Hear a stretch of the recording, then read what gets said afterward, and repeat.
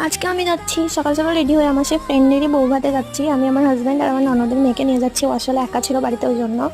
এবার আমার হাজব্যান্ড নেমে গেল, ও একটা ফ্রেন্ডের সাথে, ওরই ফ্রেন্ডের সাথে যাবে ওই জন্য।